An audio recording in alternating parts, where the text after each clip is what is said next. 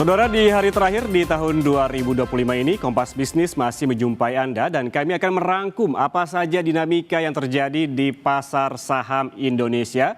Dan sepanjang tahun 2025, pasar saham Indonesia mencatatkan fenomena yang tidak biasa. Mulai dari rekor IHSG yang terjadi secara rally puluhan kali, manggungnya saham-saham yang berfundamental kurang menarik, hingga IPO yang mencuri perhatian. Ada pula saham-saham yang meroket hingga menembus lebih dari 12.000%, hingga saham yang terjun bebas ke dasar bumi. Semuanya berlangsung semarak sepanjang tahun 2025. Saudara, Kompas Bisnis kali ini akan membahasnya lebih lengkap untuk Anda. Yang pertama kita lihat data rekor IHSG sepanjang tahun 2025. Nah, ini dia. IHSG, saudara, mencatatkan sejarah di tahun 2025 dengan mencetak rekor tertinggi sebanyak 24 kali. Padahal saat memasuki tahun 2025, IHSG sempat tertekan di level terendahnya di posisi 5.967 di bulan April.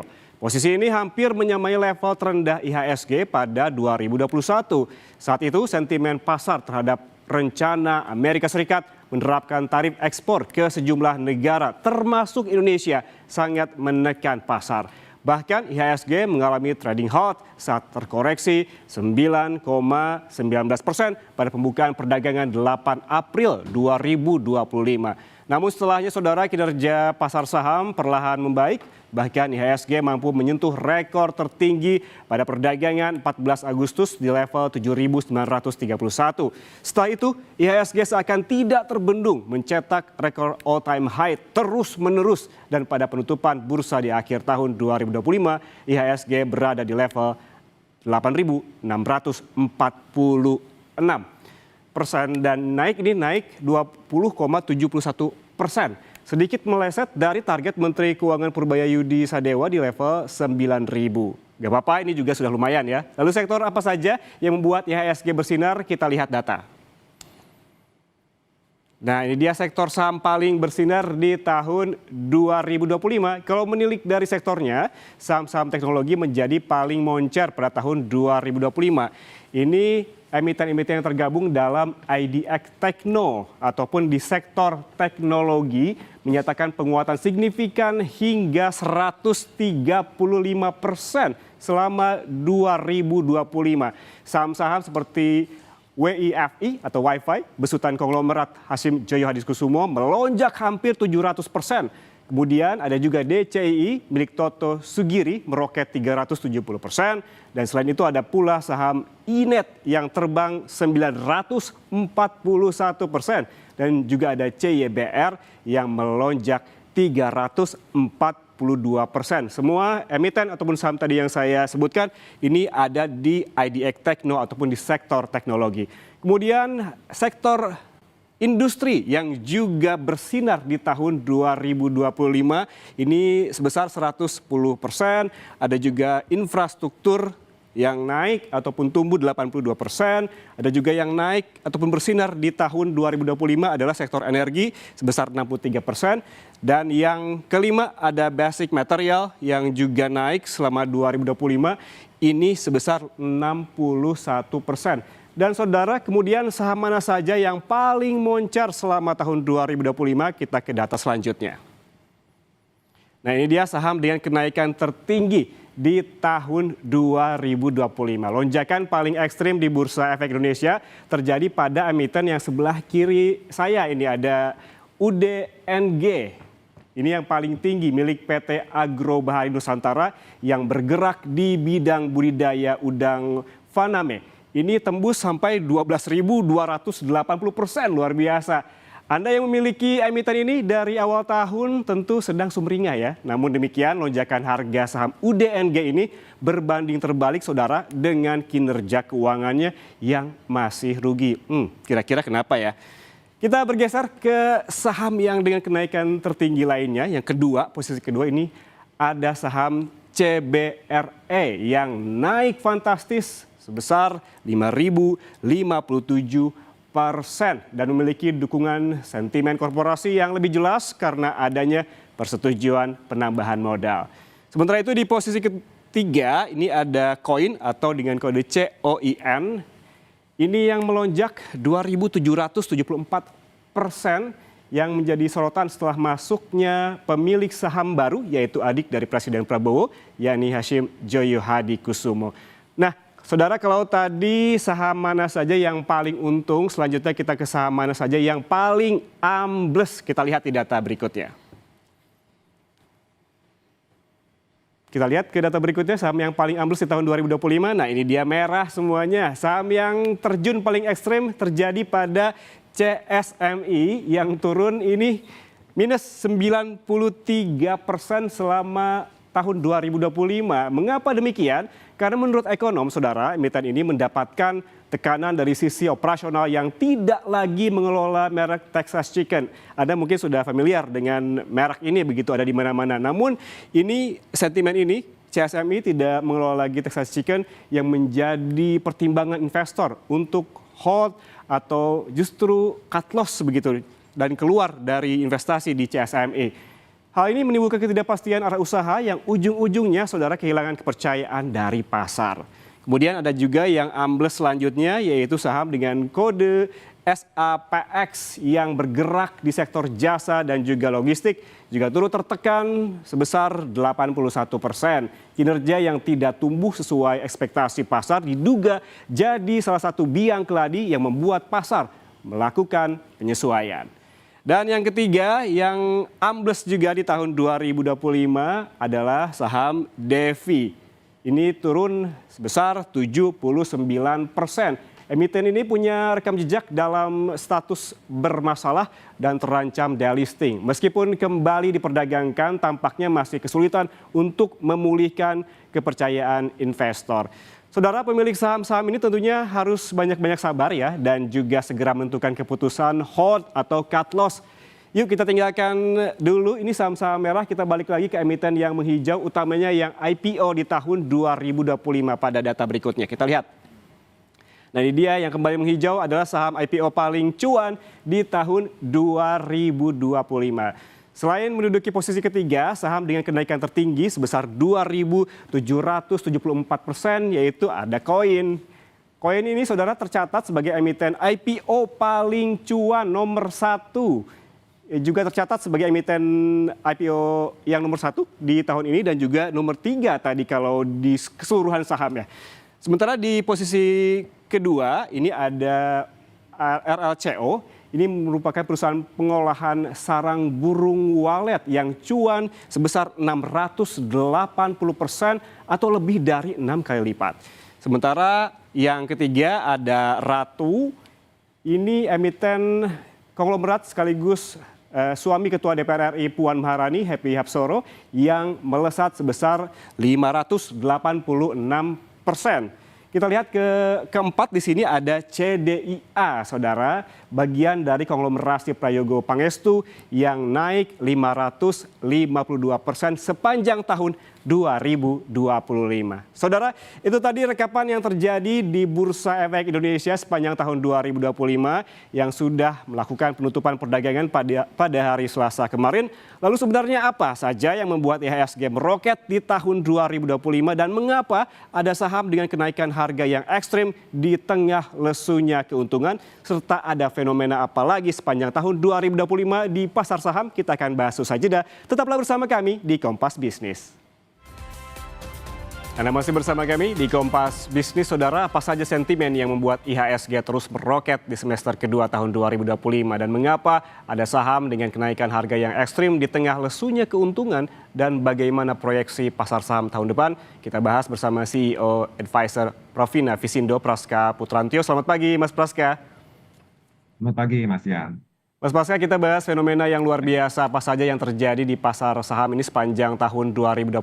Yang pertama tadi ada rekor tertinggi IHSG yang berlangsung puluhan kali dan sebagian besar terjadi di era Menteri Keuangan Purbaya Yudisadewa. Analisis Anda, apakah ini ada hubungannya dengan kepercayaan investor atau ada sentimen-sentimen lain?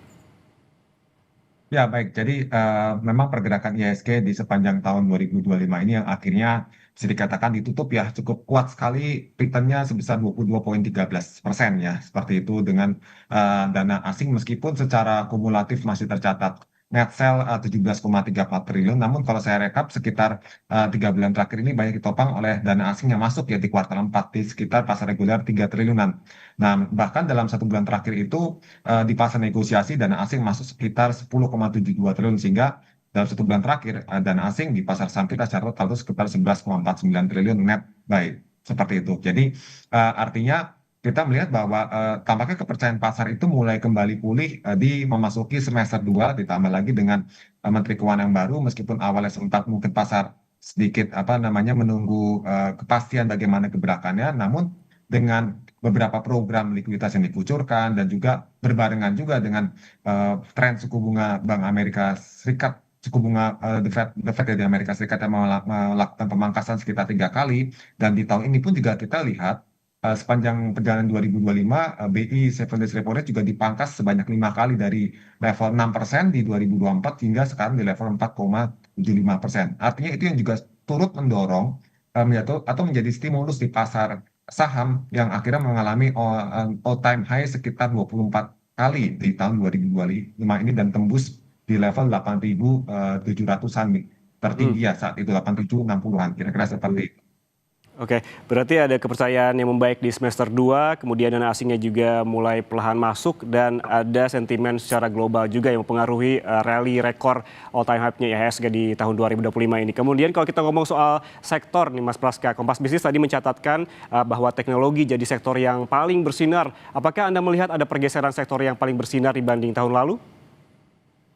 Ya, kalau kita bandingkan dibanding tahun lalu, kalau tahun ini, kalau saya review, yang menjadi top 3 best performance ya di tahun 2025 adalah teknologi, perindustrian, dan infrastruktur.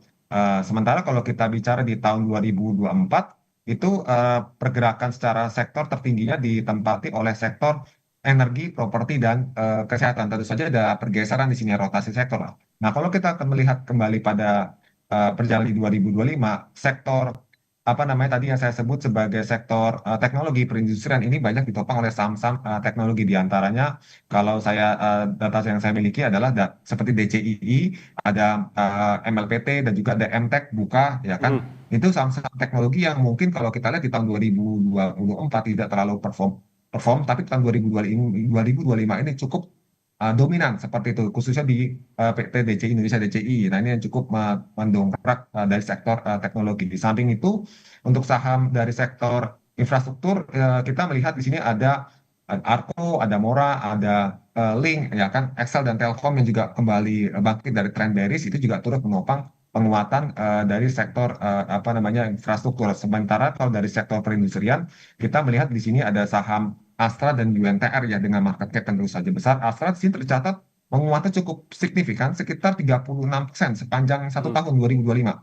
Artinya saham tersebut ya cukup mampu melawan pesimisme ya, karena Hmm. kita bicara industri otomotif di tahun 2025 ini kan tampaknya mengalami tantangan cukup besar di samping karena faktor daya beli dan juga persaingan juga kompetisi yang cukup ketat. Hmm. Namun Astra ditopang dengan outlook dari anak usaha yang masih positif ya, ini membuat sama SCI mampu tumbuh sekitar 36,73%, dan samping itu UNTR pun juga mampu bangkit ya di tengah tekanan harga komoditas batu bara, mampu bangkit plus 10,17%. Itu yang membuat Hmm. akhirnya sektor perindustrian mampu bisa kembali positif menjadi top 3 performance tahun ini. Oke, kalau ngomong-ngomong soal sektor yang paling bersinar, ada juga saham yang memang tadi kita catatkan yang mengalami kenaikan yang cukup luar biasa. Ada fenomena luar biasa yang terjadi pada perusahaan yang bergerak di bidang budidaya udang faname dengan kode saham UDNG, yang hingga kemarin ini secara tahunan kenaikannya lebih dari 12.000 yang mencatat 12.000% begitu, mencatatkan emiten ini dengan kenaikan tertinggi pada tahun 2025. Namun kita juga lihat laporan keuangannya ini tidak sejalan dengan keuntungan yang tercatat dalam laporan keuangannya. Menurut Anda mengapa demikian? Ya, baik. Jadi memang ada beberapa hal yang membuat mengapa banyak saham yang kalau kita lihat kinerjanya menurun atau bahkan negatif, tapi performanya naik luar biasa seperti itu. Dari pandangan saya melihatnya memang di sini ada beberapa fenomena. Yang pertama, mungkin investor melihatnya lebih kepada prospek ke depan, rencana bisnis atau apa rencana perusahaan dari emiten tersebut itu ke depan akan lebih menjanjikan ya, akan ada potensi pembalikan arah di tahun-tahun mendatang, sehingga meskipun saat ini performanya kurang bagus, ya kita melihatnya akan bagus sehingga pada saat harga yang belum terlalu banyak naik akan dikoleksi. Nah, itulah yang membuat sahamnya akhirnya naiknya luar biasa seperti itu. Itu yang Mhm. pertama. Yang kedua adalah kejenuhan market di saham-saham big caps. Jadi Hmm. saham-saham big caps kita bicara 2025, kita bicara contoh misalnya perbankan atau mungkin barang konsumer primer, Hmm. bahkan non primer pun retailer dan sebagainya ini kan pergerakannya ya saya katakan so-so, ada yang bahkan masih minus. Contoh perbankan juga yang biasa jadi andalan backbone market juga masih apa ya sideways ya, trennya dalam sideways jangka pendek, mungkin jangka menengah masih agak bearish seperti itu, sehingga akhirnya investor terutama retail mungkin akan menyenangi saham-saham yang secara pergerakan tuh cukup gesit ya. Terus Hmm. biasanya ini terjadi di saham-saham yang kapitalisasinya tuh lebih ke arah kecil hingga menengah. Saya kira seperti itu, Mas ya.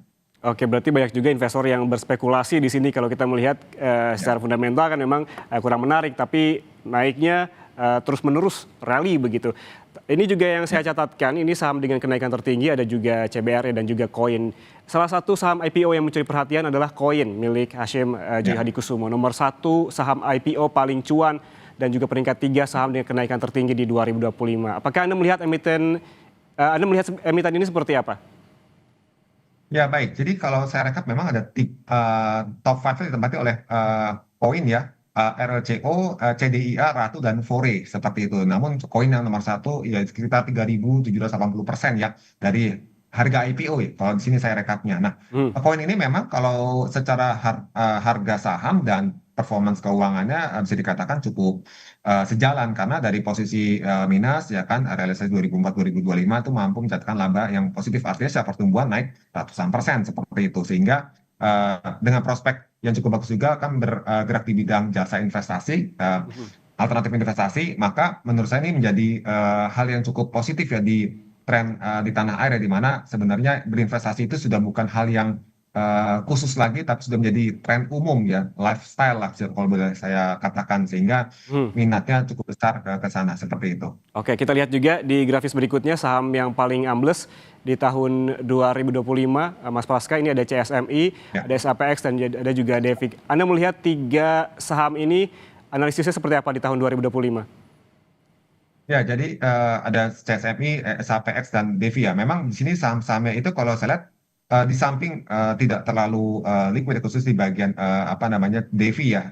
Hmm. Ini kan dengan rata-rata transaksi yang cukup tipis, performansnya tentu saja pastinya dipengaruhi oleh kinerja keuangannya yang bisa dikatakan kalau untuk saham Devi itu masih tertekan ya. Contoh mengalami kerugian yang makin dalam di tahun 2025. Sementara kalau kita bicara SAPX ya di sini juga meskipun tidak mengalami apa namanya perubahan yang signifikan, performansnya itu cukup stabil-stabil aja, tapi kecil seperti itu untuk kinerja keuangannya. Maka Hmm. eh, emiten-emiten seperti ini, investor tampaknya mungkin dengan tren yang masih bearish ya di saham tadi, contohnya SAPX yang mengalami eh, penurunan cukup tajam di gambar yang saya lihat.